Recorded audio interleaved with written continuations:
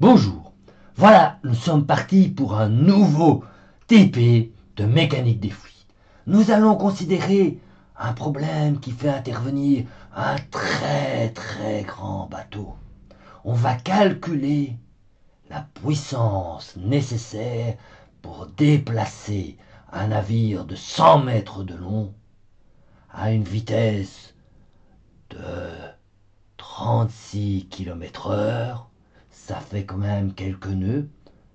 Et on va calculer cela avec les couches limites turbulentes.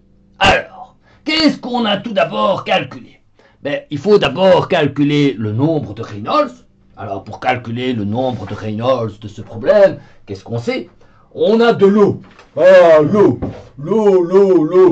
Donc, la viscosité de l'eau nue de l'eau, c'est simplement 10 exposant moins 6 mètres au carré seconde. Et puis on a quoi? On a simplement que le nombre de Reynolds, c'est égal à la vitesse, 10 mètres secondes, fois la longueur du bateau, divisé par la viscosité, et nous obtenons un Reynolds de 10 exposant 9. C'est un écoulement turbulent et vachement turbulent. Alors, on a une première question où on vous demande d'estimer, de dessiner le problème. C'est toujours une question un peu difficile. Alors, comment tu fais ça? Tu dessines le bateau. Et ce qu'on va considérer, c'est que le bateau ne bouge pas et que c'est le fluide qui se déplace au-dessus à une certaine vitesse. Et donc, on a ici un fluide qui se déplace à une vitesse qu'on va appeler pilou, U extérieur, bar, et le bateau ici, qui va donc une distance de 0 à 100 mètres, on le suppose immobile. C'est exactement la même chose que de dire que la mer ne bouge pas et que le bateau se déplace. Mais ça nous permet de nous mettre dans le cas général. Alors, tu as le bateau qui ne bouge pas et la mer qui bouge. Donc, ce que tu vas obtenir, c'est un profil de vitesse qui va être modifié par la présence du bateau. Alors ça, ce serait une couche limite de type laminaire. Mais nous sommes en turbulence et dans le cas turbulent, la couche de limite, elle est beaucoup plus pleine. C'est-à-dire que tu as un profil de ce type-ci. Ça, c'est mon profil turbulent. Et puis la couche limite, elle va grandir progressivement. Donc normalement, typiquement, si tu as regardé sur le net, tu as d'abord une couche laminaire et puis brutalement une couche turbulente qui grandit comme ça. Voilà, avec des profils turbulents semblables, parce que c'est le principe de la couche limite, qui viennent comme ceci. Voilà, avec un profil de vitesse comme ça, et ici aussi, comme ça. Voilà. Ok? Alors, il y a un point critique, un X critique, où l'écoulement passe de laminaire à turbulent. C'est-à-dire où ce qui était la solution de Blasius, ici, là, on avait la solution de Blasius.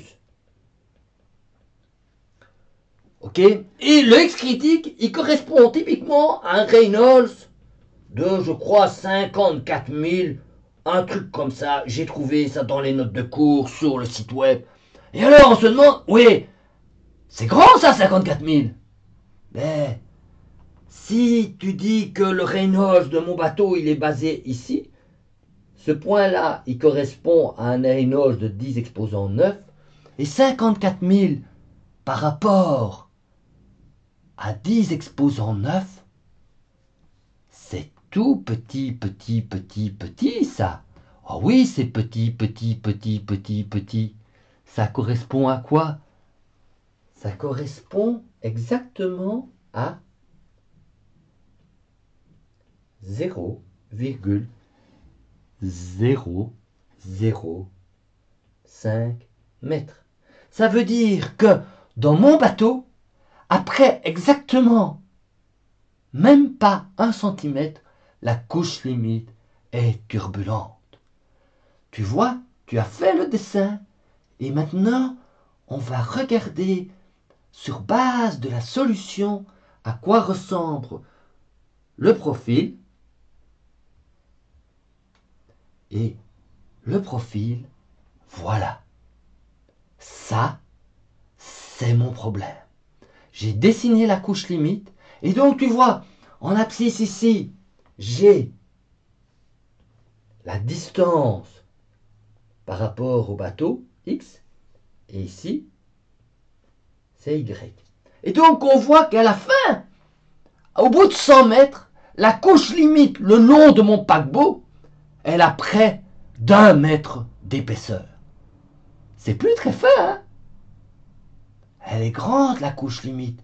C'est plus si négligeable que ça. Et vous voyez, j'ai dessiné également les profils de vitesse. Et les profils de vitesse, on voit bien qu'ils sont semblables et pleins.